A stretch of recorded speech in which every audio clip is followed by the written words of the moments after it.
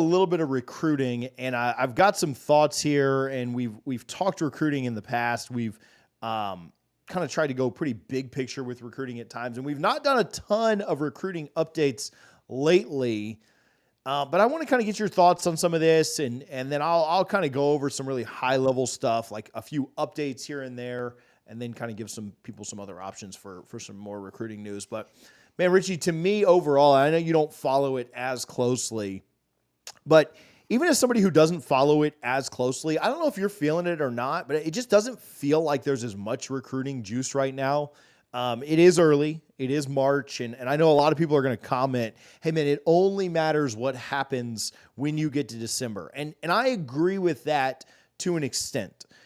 I think that's how fans should treat it. I think the staff should treat every single day like signing day, because you can't let other schools get so far in front of you that you can't get juice back with kids.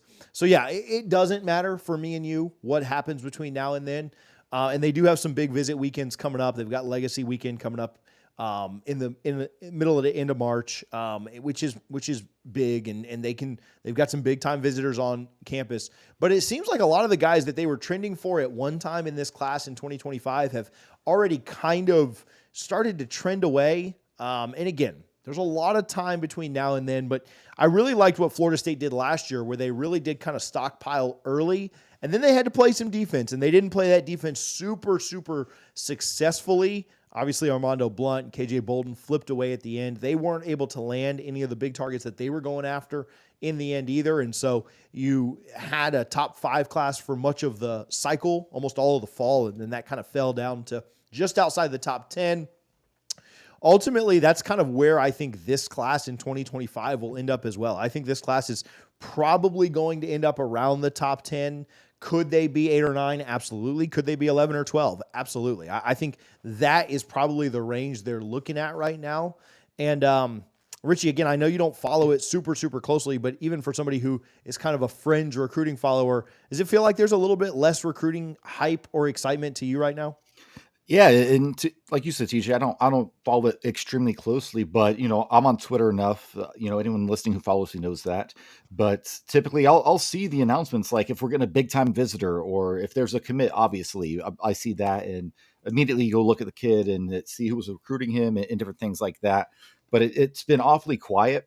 Granted, I know typically, June and July are the big months, right? But you need Sure. some momentum building up to that. And it doesn't feel like it's there right now. And, I don't know if it's ever going to be there with the staff as currently constructed. I mean, who on the staff would you say is a killer recruiter? I just don't know that you have any. Pat Surtain, I think, has a chance to become that guy, but we're in Florida. We're always going to get defensive backs. That's never going to be a weak link of any class at Florida State. So, yeah, it's just not hearing much, really at all. And it's, interesting. NIL has changed everything. Nick Saban was up in DC, being the biggest hypocrite of all time, talking about how he's upset the kids just want the most money they can get. But Florida State, we know, has a strong NIL game, probably second only to Ole Miss. So yeah, what's the disconnect? I'm not sure. Are they expecting another really good season? Are they just being much more selective? I'm not sure what the case is right now. But yeah, from the casual person who does follow recruiting, just not super closely, it just doesn't seem. It seems like there's no news, right? Like I don't care about a 3-star taking a weekend visit. Like I want to hear about top 100 kids being on campus and things like that, and I'm not seeing much of that. Yeah, it definitely feels different. And again, there is a lot of time. I know 700 people are going to comment. Dude, Yeah, nothing matters till December. Nothing matters. Let me tell you something. Things don't even matter in December, the way that kids can get out of their yeah, NLIs at this point. So, but you'd rather have guys committed than not committed. And again, June and yeah, July is when things can really pick up. You can really start to trend for some guys. But to me, the more concerning aspect is that it seems like some of the elite guys that you were on, who named you their leader, who said that Florida State was their top, are starting to seem to trend away. Florida State, there's the Michigan comparison, Richie, that I think a lot of people say, oh, Michigan didn't recruit super well, and they were able to win a championship. And I'll say this: I think Florida State, as their staff is currently constructed, can compete for about a top 10-ish class yeah, every year. Right? I think they can be anywhere from 8 to 13, right? And so if you do that for 4 consecutive years and you get guys like Michigan did to stick around, and you have a bunch of super seniors and you have a bunch of 4-year guys, and you can stack that way, you can stack that much talent, and you can have that much of it. Like, the only team that had more talent at the combine than Florida State was Michigan, because they had a bunch of older guys who stuck around for 4 years to try and win a championship. They got close last year. They lost to TCU in the semifinal, game they probably shouldn't have lost. They would have been much more competitive than TCU was in the championship against Georgia. And then Michigan, honestly, got a little bit lucky that, one, Alabama's quarterback was absolute dog crap, and number two, the fact that the committee didn't put Georgia in, right? If you were going to leave Florida State out because you were doing the best 4 teams, you probably should have put Georgia in, and I don't think Michigan would have beaten them. Now, they could have, right? And Florida State could find themselves in a scenario like that as well, where they recruit really well for 4 years. You get a bunch of guys to stick around. You get a bunch of guys to come back. You get a bunch of guys who could have gone to the NFL that come back and play one more year for you. Hint, hint, wink, wink. That's pretty much what they did last year. They just got unlucky that their quarterback got hurt in the end, and that they got robbed from, by the committee. But I think if you do that, then you're probably competing for a championship every 3 or 4 years. And that's a good place to be in compared to where Florida State was a few years ago. Is that the place that Florida State should ultimately be in? Should they be competing for a championship every 3 or 4 years? Like when Luke Kromenhoek is a junior or senior, and Cam Davis is a junior or senior, and Landon Thomas is a junior or senior, and Charles Lester is a shutdown corner as a junior or senior. Is that the year we make a run? Is that the year that we can really go out and do those things because we have a very veteran, senior-laden team?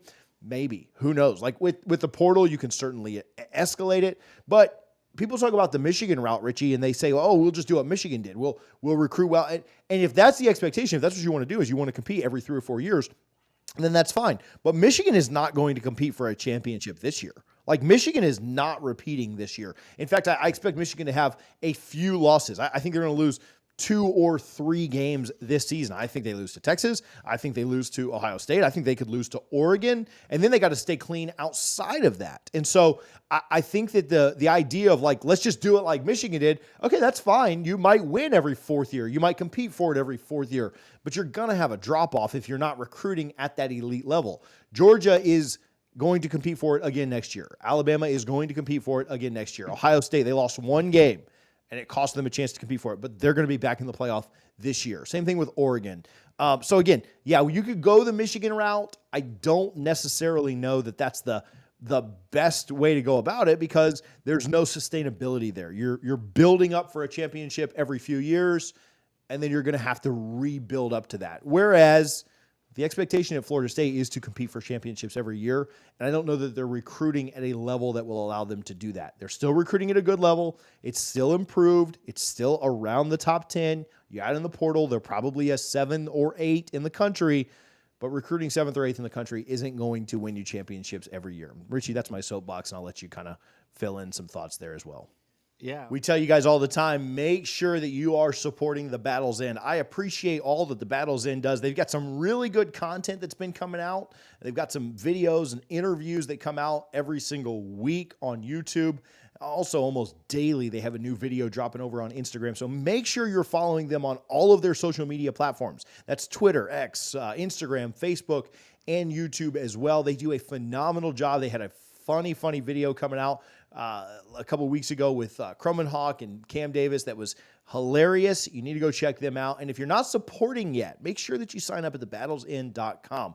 If you want our FSU football team to be as good as it possibly can, we need to be competitive in the NIL space. And so I would encourage you to do like I have done. Sign up for thebattlesend.com today. Yeah, I'll say this: going the Michigan route, it took them 26 years to win a national title, and the previous one wasn't even outright. There was a shared national title in 1996. If Florida State went 26 years, that put us at what, 2039? I don't think any of us would be very happy if we don't win a national title. If we're sitting in the year 2038, and our most recent one was 2013. But yeah, no, Michigan, it kind of everything just came together for them, right? You know, the quarterback, who was not very highly rated, I don't believe, out of high school, just got better and better every year. And he was actually really good. I think he's underrated or undervalued in the draft this year. but they also were dominant in the trenches. And that's what you see out of these Big Ten teams. Take Ohio State out. They just recruit ridiculously well. They take whoever they want out of the state of Florida, apparently, as we're seeing.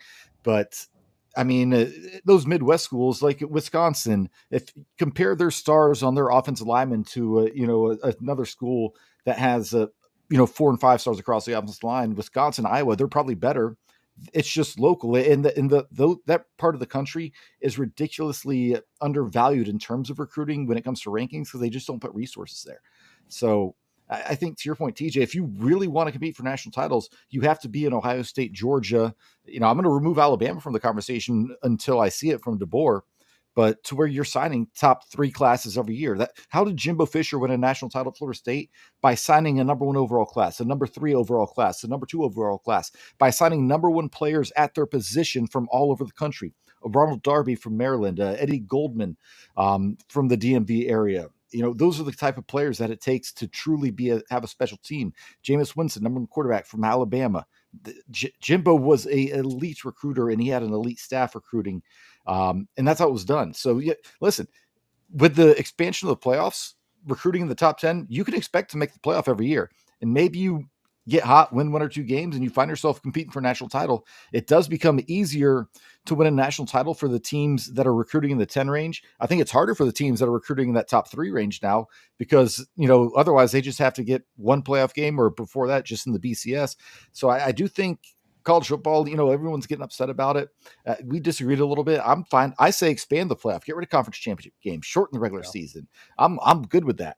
But that's kind of where we're going, I think. So, maybe recruiting top 10 and just crushing it in the portal like Florida State does, maybe that will work. You'll get to the playoffs. It's kind of like, the NCAA tournament. Give yourself enough chances and you'll get to a Final Four. Florida State, I don't care what anyone says. Florida State went to the Final Four in 2020. They won the national title as far as I'm concerned. But that's because Ham, kept grinding and grinding, gave himself enough at bats. I think that's what Florida State's going to have to do unless they can magically find a way to start recruiting in the top 5, which I don't see this staff as currently positioned is going to do. Yeah, it would be pretty surprising to me if they could. Now, I think that they could continue to recruit at a top 10 level and continue to make the playoff every year. I just don't know that they could truly compete for a championship, right? Now, maybe football becomes a little bit more like basketball where I just don't know because football's so much about the trenches, right? And I don't really see that being the way that it goes down. But maybe we see that more with the 12 and 14 team playoff. I think Florida State can recruit at a level to consistently make the playoff. Like make the playoff either 2 out of every 3 years or 3 out of every 4 years or something like that, right? I think they just can. If you recruit at a top 10 level, you're going to be one of the top 10 teams. I think that's, you might get an unlucky schedule break this year, right? Like if, a year that you have a schedule like Florida's or something like that, then maybe you just get murderer's row. But for the most part, you're going to make it more often than not. Maybe 3 out of 5 is the right number. But if you're consistently making the playoff, that's a good thing, right? And especially considering where we were just a couple of years ago. And you should be happy with that, in my opinion. I'd be happy if we're just consistently playoff contenders. If heading into the Florida week every year, you're like, okay, if we win this, we're going to the playoff. I'm okay with that. To your point about recruiting, it is all about the trenches because who you don't get in the transfer portal typically is elite offensive and defensive linemen. Say what you want about Jared Verse and Braden Fisk. Those guys are unicorns, right? You're not getting, a 5-star offensive tackle who is just, first team all Big Ten. He's not hopping in the portal because those coaches and rosters or staffs are going to ensure that they retain him. That's the most troubling part. Florida State has to get better recruiting elite offensive and defensive linemen because, again, those guys don't typically hit the portal. So we'll see how it all goes down. I've got some other thoughts on this that maybe aren't as for public perception. But join the Discord if you want those. Maybe not everything needs to get aired out here today.